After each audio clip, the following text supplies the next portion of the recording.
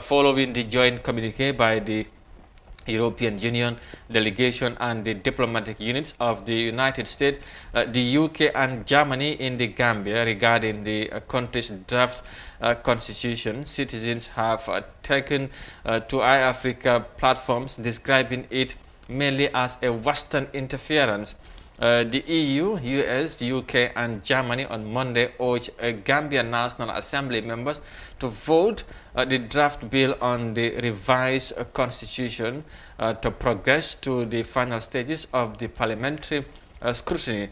Now, the communique came on the heel of debate on the general merits and the principles of the constitution promulgation bill following the reading by the Minister of Justice before the lawmakers in Banjul.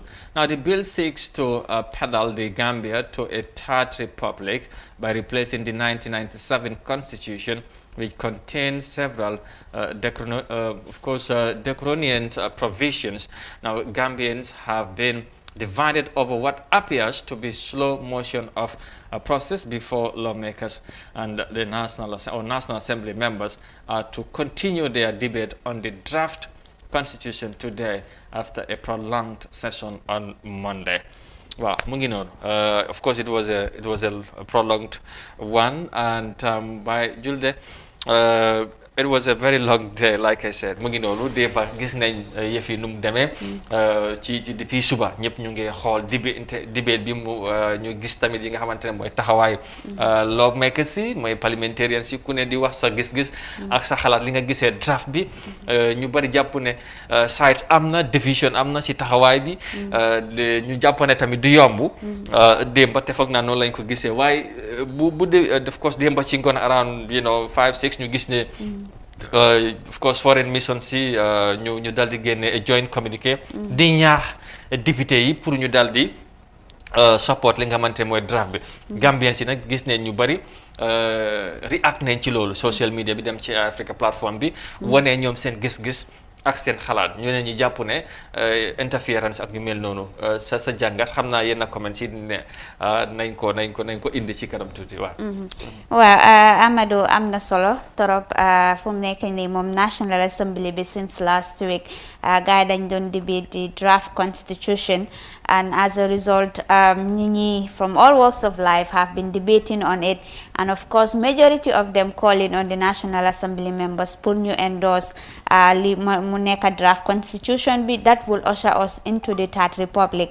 Mu nekk loo xam ne daal dafa am solo torop in the history of the Gambia.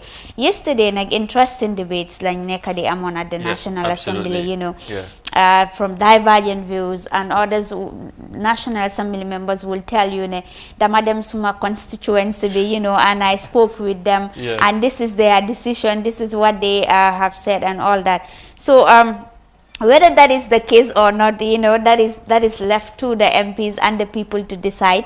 Why from Nekani, what is obvious is that people are not taking things lightly, and this the reaction from Gambians has been really huge, especially on the foreign interference, like they call it. Now, Gambia is a sovereign state, and then they will not allow other people to dictate what they are doing. But there are others also who are also exactly. And before we continue, it will be very interesting to have those comments now, which you have with you.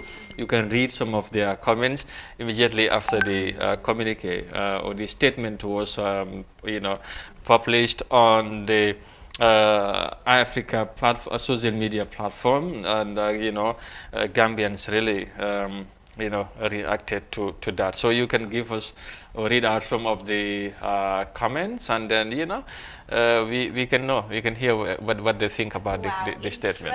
Interesting comments there. The first one we are starting with is Yusufa Gassama. Mom nak dafa binda suñ Facebook page bi di comment on the joint communique by the international community. Te mom lu nekk di wax mu ne, we don't need any foreign interference. This is our constitution. It has nothing to do with the West. Besides, Gambia is a sovereign state. Europe and America has a lot of domestic issues to solve. Let them focus on that and leave us alone. Mu nekk loo xam ne daal dafa interesting torop. Another one here, of course, ku nekk Salasi child, of course, mom tamit dafa reply to Yusufa Gassama. Mom mu ngi wax ne when you were in a dire need, they came to save you. Never reject their help. But today you can say sovereign state. What is wrong with some of us? Lu mu nekk loo xam ne daal is a reply to Yusufa Gassama. Lolu mu nekk a very interesting conversation. Yusufa Gassama again replying to Salasi child. Mu ne, my point is clear. We are sovereign state. We can't be dictated on what to do about our constitution by foreign government. This has nothing to do with help they offer. Another issue. Let's move on to another comment, because comments si moom ñu ngi bari fu mu nekk ni ñu xool kan moo nekk suñ second one. Alaji Fati, of course. Alaji Fati is saying Barrow wants to continue playing games with Gambians lives, but the international community is watching, and from this people he gets the money that he spent on this constitution.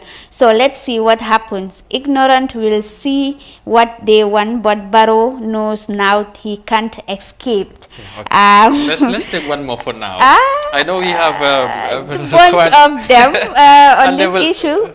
Yes. Lalo Jete. Okay. Let's move with Lalo Jete and see what Lalo has to say. Lalo is saying a sovereign state, but your food, clothes, housing, etc. is being provided by the taxpayers of the Western past. A country that cannot do anything for herself without begging these very past. I don't want such a sovereignty. All right. We'll bring more comments on this matter, on this issue, Julde. But looking at even the comments, you can see the divisions. Guy dañ ute gis-gis.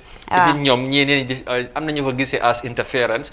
Others say no. They have to say something because they are providing support. Exactly. And all that. They have an interest in how we should move our country forward. But even at the National Assembly level, you can see that have really, in a way, I would call it angered some of the MPs when they heard that, or got that communique saying they cannot be dictated on on what they would say or do.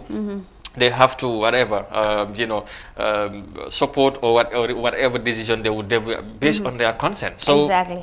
You can see these things different from let's say that really different angered some MPs really pretty much yesterday. Ñu bari ñu doon wax ne daal, you know what, this is our country, they cannot interfere with our sovereignty and they cannot intimidate us.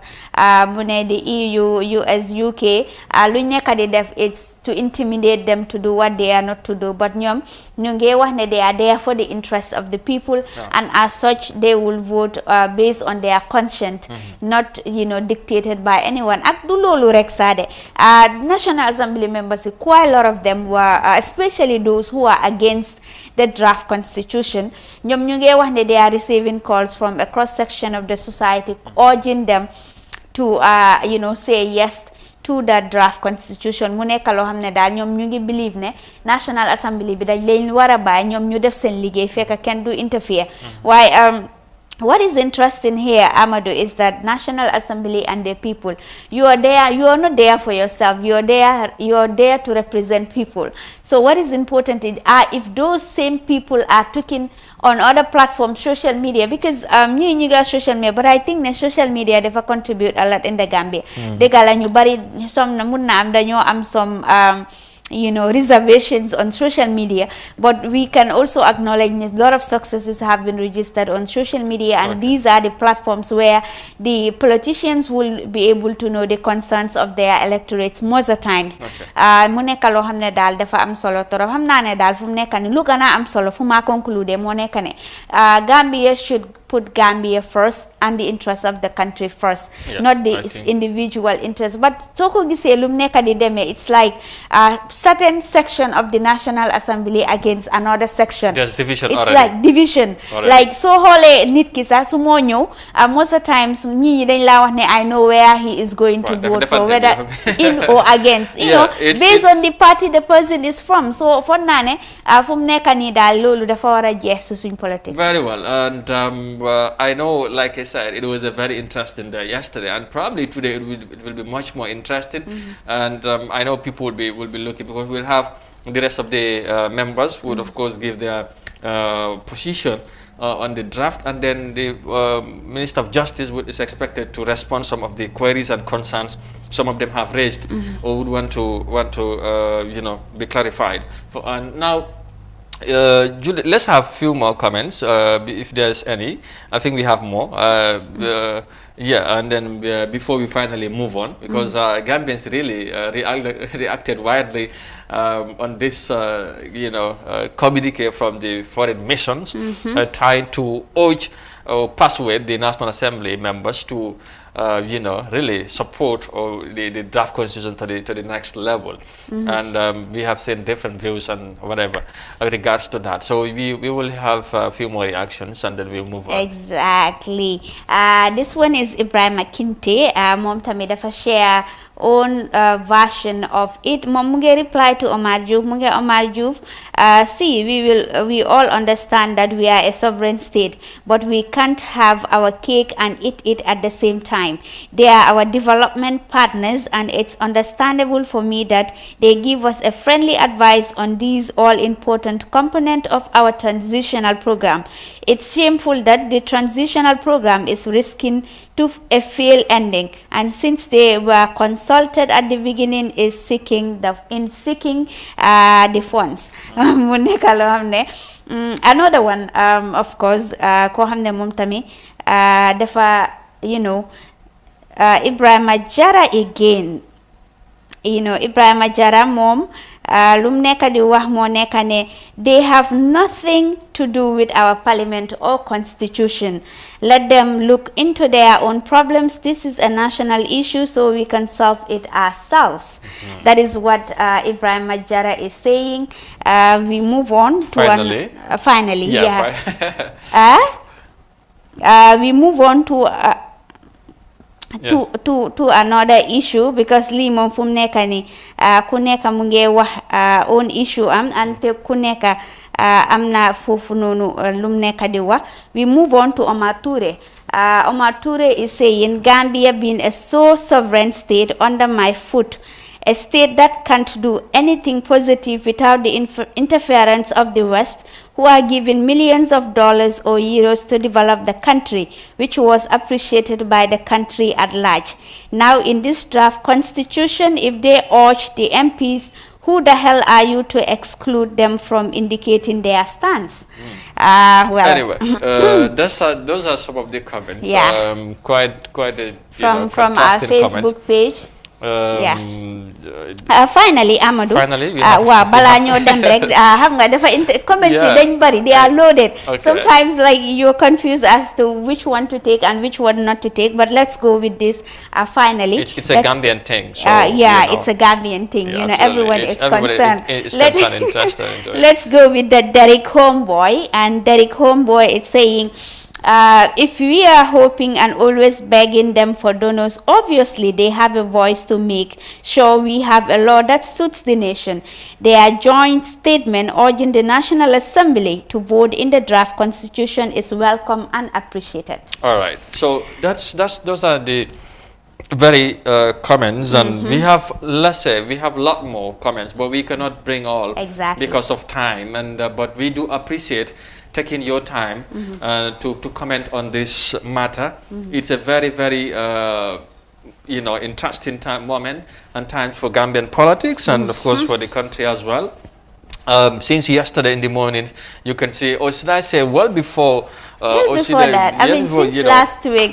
Exactly. Gambians have been urging National Assembly members to do this and do that. But yesterday, really, we have seen different positions and some very interesting, interventions and deliberation from the National Assembly. So we await today what's going to be the position again on some of the other members, and of course what response is the Justice Minister is going to offer to them, whether that will be convinced enough to all of them probably to agree that if some of them are actually sitting on the fence, because others had the response and others the concerns that they raised. If those concerns are addressed by the Justice Minister, they would probably they might give it a chance.